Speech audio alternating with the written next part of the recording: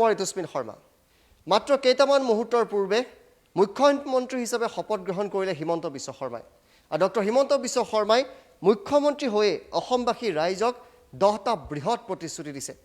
এই 10টা বৃহৎ প্ৰতিশ্ৰুতিৰ ভিতৰত গুৰুত্বপূৰ্ণ কথা তেওঁ এনআৰচিক লৈ কৈছে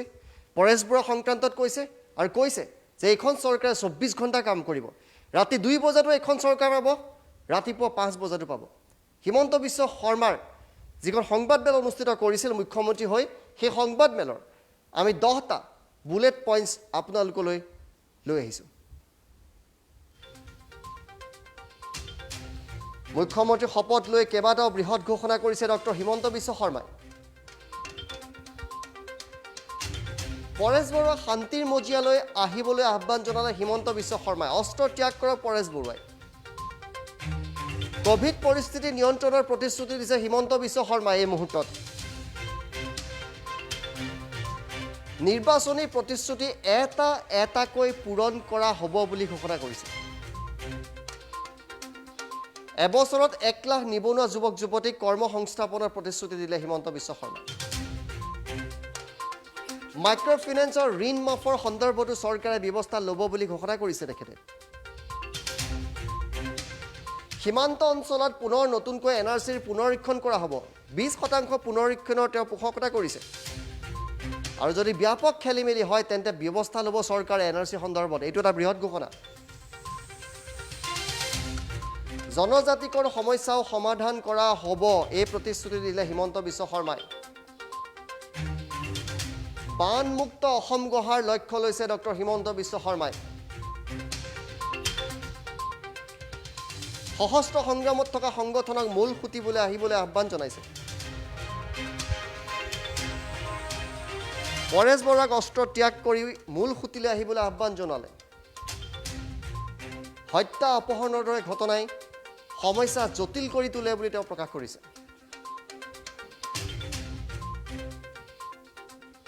শান্তিৰ প্ৰচেষ্টাৰ মাজেৰে সকলোকে জাতীয় জীৱনৰ মূল খুঁটিলৈ আনিবলৈ সক্ষম হ'ব বুলি তেওঁ আশা ব্যক্ত কৰিছে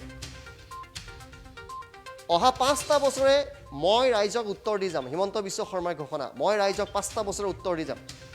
কোভিডক লৈ নতুন পৰিকল্পনা কৰিব চৰকাৰে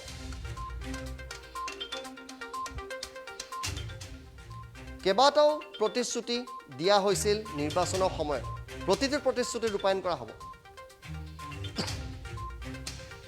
এই প্ৰতিশ্ৰুতিসমূহ পালন কৰিবলৈ নিশ্চিত ব্যৱস্থা ল'ম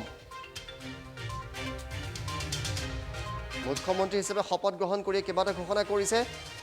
আমি এছ'চিয়েট এডিটৰ দীক্ষিত শৰ্মাৰ সৈতে এই মুহূৰ্তৰ সংযোগ স্থাপন কৰিম কিন্তু দীক্ষিত শৰ্মাৰ সৈতে কথা বতৰাৰ পূৰ্বে হিমন্ত বিশ্ব শৰ্মাৰ কেতবোৰ মন্তব্য প্ৰথমতে আপোনালোকক আমি শুনাই ল'ব খুজিছোঁ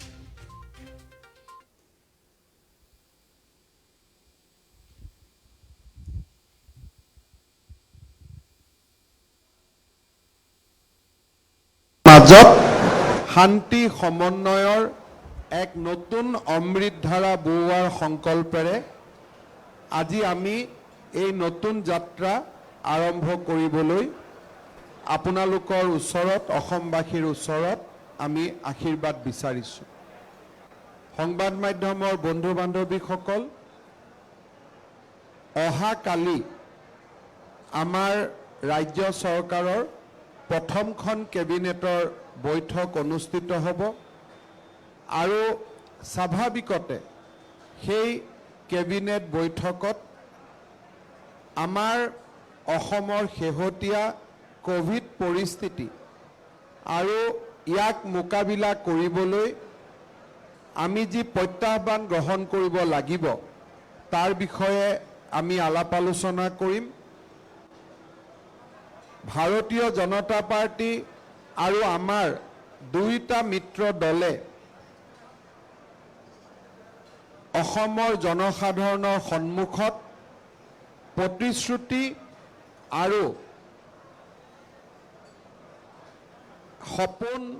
যাক বাস্তৱত ৰূপায়িত কৰিব পাৰি তেনেকুৱা বিভিন্ন কথা ৰাইজৰ সন্মুখলৈ আমি নিৰ্বাচনৰ সময়ত লৈ গৈছিলোঁ 1 লাখ নিবনুৱা যুৱক যুৱতীক কৰ্মসংস্থাপন অৰুণোদয় আঁচনিক এক নতুন মাত্ৰা প্ৰদান মাইক্ৰ' ফাইনেন্সৰ ঋণৰ দুৰ্ব্যৱহাৰ আৰু ঋণৰ পৰা মুক্ত কৰাকে আদি কৰি কেইবাটাও প্ৰতিশ্ৰুতি আমি অসমৰ জনসাধাৰণৰ মাজত দাঙি ধৰিছিলোঁ। নিৰ্ধাৰিত সময়ৰ মাজত যাতে এই প্ৰতিশ্ৰুতিবোৰ আমি পালন কৰিব পাৰোঁ তাৰ বাবেও আমি নিশ্চিতভাৱে ব্যৱস্থা ল'ম আৰু আমি সময়ে সময়ে লৈ থকা সিদ্ধান্তসমূহ আপোনালোকক আমি অৱগত কৰিম। কোভিড পৰিৱেশ, আমাৰ নিৰ্বাচনী প্ৰতিশ্ৰুতি আৰু ইয়াৰ লগে লগে এখন বানমুক্ত অসমৰ, ফ্লাড ফ্ৰী আছাম, বানমুক্ত অসমৰ সপোনৰ কথাও আমি নিৰ্বাচনৰ সময়ত ৰাইজৰ আগত দাঙি ধৰিছিলোঁ। এই গোটেই দিশবিলাক আমি অহা কালিৰে পৰা আলোচনা কৰি নিৰ্ধাৰিত সময় সীমা সন্মুখত ৰাখি আমি আমাৰ কামত আগবাঢ়ি যাম। যোৱা 5টা বছৰত অসমৰ ৰাইজে শান্তি, প্ৰগতি আৰু বিকাশৰ এটা নতুন ধাৰা দেখিছিলে। বড়োভূমিত শান্তি প্ৰতিষ্ঠা হৈছিল, কাৰ্বি পাহাৰত শান্তি প্ৰতিষ্ঠা হৈছিল। মই আজিৰ এই মুহূৰ্তত আমাৰ নতুন মন্ত্ৰীসভাখনে অসমত বাকী ৰৈ যোৱা আন সশস্ত্ৰ সংগঠনসমূহকো শান্তিৰ আলোচনাৰ মাজলৈ উভতি আহিবলৈ আৰু শান্তিৰ আলোচনাৰ মাজেৰে অসমত স্থায়ী শান্তি আনিবৰ বাবেও মই তেখেতসকলক আগবাঢ়ি আহিবলৈ আহ্বান জনাম। বিশেষকৈ সংযুক্ত মুক্তি বাহিনী অসমৰ নেতা বা এই সংগঠনৰ নেতৃত্ব লোৱা পৰেশ বৰুৱা ডাঙৰীয়াকো মই অনুৰোধ কৰিম যে সশস্ত্ৰ সংগ্ৰামৰ পথ পৰিত্যাগ কৰি আমি অসমৰ জাতীয় জীৱনলৈ স্থায়ী শান্তি উভতাই অনাৰ বাবে সকলোৱে মিলি আলোচনাৰ মাজেৰে আমি সমস্যাসমূহ সমাধানৰ পথ প্ৰশস্ত কৰিব লাগিব। হত্যা, অপহৰণ এই ধৰণৰ ঘটনাই সমস্যা জটিল কৰে, সমস্যাৰ সমাধান নকৰে। মই বিশ্বাস কৰিম যে অনাগত 5টা বছৰত শান্তিৰ প্ৰচেষ্টাৰ মাজেৰে আমি সকলোকে আমাৰ জাতীয় জীৱনৰ মূল খুঁটিলৈ উভতাই আনিবৰ বাবে আমি সফল হ'ম। মই আপোনালোকক আমাৰ মন্ত্ৰীসভাৰ আটাইৰে হৈ পুনৰবাৰ আপোনালোকে নিৰ্বাচনৰ সময়ত, পৰৱৰ্তী সময়ত আপোনালোকে আমাক যি সহায় সহযোগিতা কৰিলে তাৰ বাবে ধন্যবাদ জনাইছোঁ। যি দিনত মই 3টা কামলৈ নাযাওঁ, প্ৰথম কামটোৱে হ'ব কোভিডৰ পৰিস্থিতি নিয়ন্ত্ৰণ কৰা আৰু কোভিডৰ পৰিৱেশৰ লগতে আমাৰ নিৰ্বাচনী প্ৰতিশ্ৰুতিসমূহ পালন কৰা আমাৰ আন এক গুৰু দায়িত্ব হ'ব। আৰু মই আশা কৰোঁ যে অহাকালিৰ কেবিনেটৰ পৰাই আপোনালোকে আমাক এখন কৰ্মক্ষম আৰু চৰকাৰ গঠনৰ 24 ঘণ্টাৰ ভিতৰতে কামত নামি পৰা এখন চৰকাৰ হিচাপে দেখা পাব। প্ৰত্যাহ্বান যিমানেই নাথাকক কিয়, প্ৰত্যাহ্বানে মানুহৰ মনত কাম কৰাৰ হেঁপাহো আনি দিয়ে। মানুহেতো এভাৰেষ্টতো উঠিছে, গতিকে প্ৰত্যাহ্বানৰ মাজেদি আমি কাম কৰিম আৰু আমি সফল হ'ম। NRCৰ 20% এটা নতুনকৈ পৰীক্ষা কৰাৰ পোষকতা কৰোঁ আৰু সীমান্ত জিলাসমূহক বাদ দি আন জিলাসমূহত আমি 10% নতুনকৈ পৰীক্ষা হোৱাটো বিচাৰোঁ। আৰু এই পৰীক্ষাৰ পিছতো যদি NRCৰ পুৰণা নথিখনে শুদ্ধ বুলি প্ৰমাণ হয়, তাক ৰাজ্য চৰকাৰে NRCখন মানি লৈ তাৰ পৰৱৰ্তী ব্যৱস্থাৰে আগবাঢ়িব। কিন্তু যদি এই পুনৰীক্ষণৰ সময়ত ব্যাপক খেলিমেলি দেখা পোৱা যায়, তেতিয়াহ'লে আমি বিচাৰিম যাতে মহামান্য আদালতে ইয়াৰ ওপৰত এক নতুন দৃষ্টি তেখেতসকলেও যেন নিক্ষেপ কৰে। এই বিষয়টো দায়িত্ব লোৱাৰ পিছতে বৰ্তমানৰ কি পৰিৱেশত আছে কি নাই এই বিষয়ে চাই আপোনালোকৰ লগত সময়ে সময়ে আমি শ্বেয়াৰ কৰি থাকিম জনজাতীয়কৰণৰ বিষয়টো বৰ্তমানৰ জনজাতীয় লোকসকলৰ অধিকাৰক আৰু আবেগক সৰ্ব নকৰাকৈ আলাপ আলোচনাৰ পৰিৱেশৰ মাজেৰে আমি জনজাতীয়কৰণৰ সমস্যাও সমাধান কৰিম যোৱা চৰকাৰৰ সময়ত কেইবাটাও সমাধান সূত্ৰ ইতিমধ্যে আমি আলোচনা কৰিছিলোঁ আৰু মই নিশ্চিত যে তাৰ কোনোবা এটা সমাধান সূত্ৰক সন্মুখত ৰাখি আমি আগবাঢ়ি যাব পাৰিম ৰাজকোষত তাৰ কিমান পুঁজি আছে কি নাই ইমান মই ফাইনেন্সিয়েল ইছ্যুলৈকে যাব খোজা নাই বাট আজিৰ ডেটত we have 7,000 crores in our treasury which is fine আৰু আমি ভাবোঁ যে আমাৰ যিখিনি উন্নয়ন আৰু বিকাশৰ কাম সেইখিনি সমাধান কৰিবলৈ বা সেইখিনিত আগবাঢ়ি যাবলৈ আমি খুব সুন্দৰভাৱে কাম কৰিব পাৰিম আৰু মানুহে কোৱাৰ পৰিৱৰ্তে the financial situation in Assam মই মানুহ বুলি কওঁতে যিসকল মানুহে তাক বিশ্বাস কৰি গৈছে তেওঁলোকক মই ক'ব খোজোঁ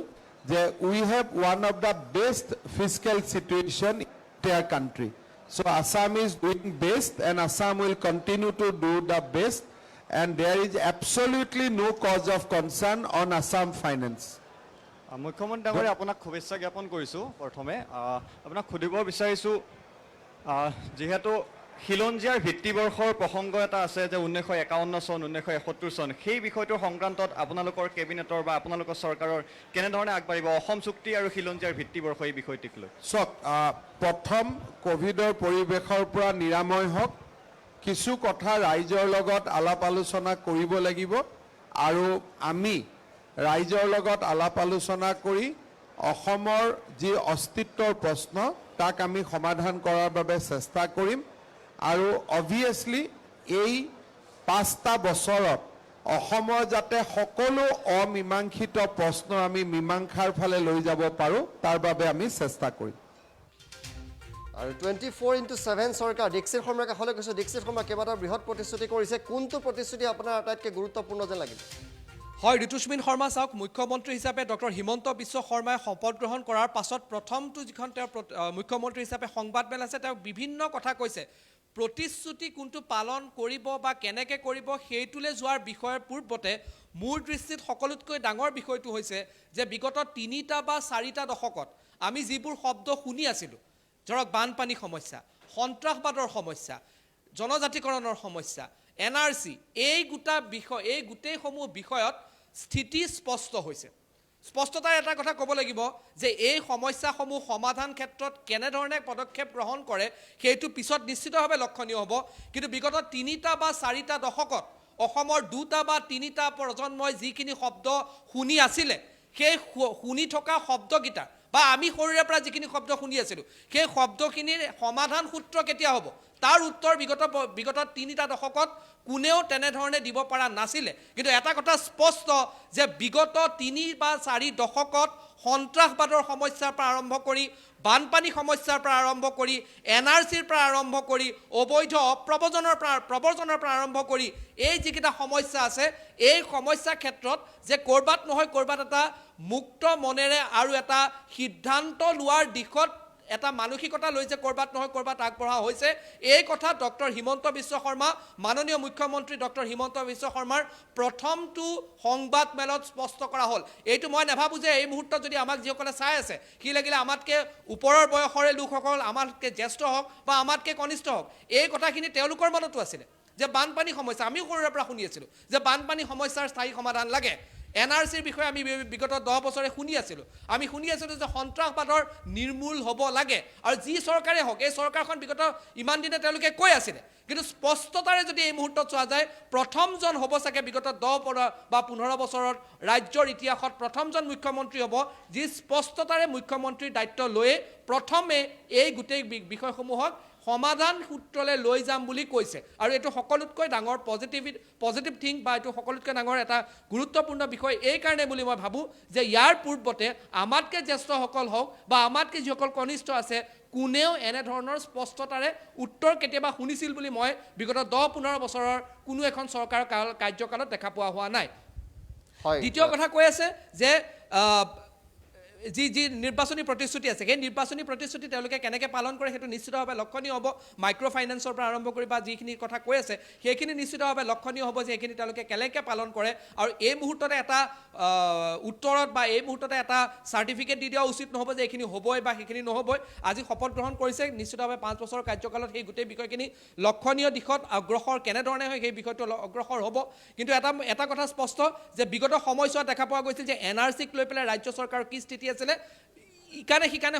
শুনি যোৱা যায় কিন্তু ৰাজ্য চৰকাৰৰ স্পষ্টতাৰে মন্তব্যটো কেতিয়াও শুনিব পৰা হোৱা নাছিলে NRCক লৈ তেওঁলোকে ক'লে জনজাতিকৰণৰ ক্ষেত্ৰত সমাধান সূত্ৰ এটা আহিব সেইটো কথা মুখ্যমন্ত্ৰী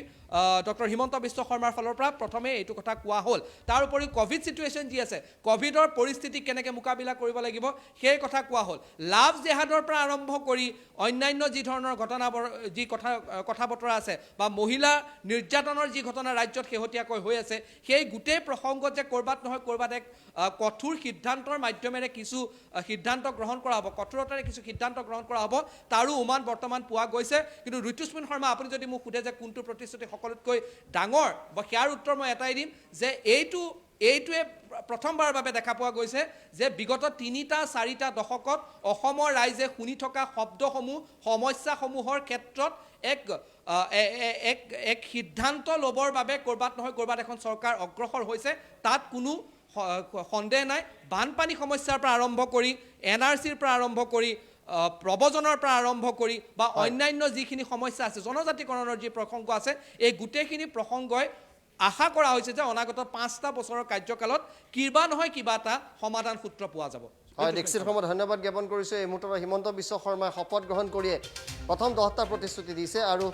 সেই 10টা মুখ্যমন্ত্ৰী হৈ হিমন্ত বিশ্ব শৰ্মাই যি 10টা প্ৰতিশ্ৰুতি দিছিলে সেই 10টা প্ৰতিশ্ৰুতিৰ ভিতৰত মূল যিকেইটা প্ৰতিশ্ৰুতি আছিল এই মুহূৰ্তত আমি আপোনালোকৰ স্ক্ৰীনত দেখুৱাবলৈ চেষ্টা কৰি মুখ্যমন্ত্ৰী হৈ হিমন্ত বিশ্ব শৰ্মাই 10টা ঘোষণা কৰিছে আৰু সকলোকে ডাঙৰ কথা এইখন চৰকাৰ 24 ঘণ্টা কাম কৰিব 24/7 আৰু কাইলৈৰ পৰা এইখন চৰকাৰে কাম কৰিব বুলি প্ৰকাশ কৰিছে নিশা 2 বজাতো এইখন চৰকাৰক ৰাইজে বিচাৰি পাব ৰাতিপুৱা 5 বজাতো এইখন চৰকাৰক ৰাইজে বিচাৰি পাব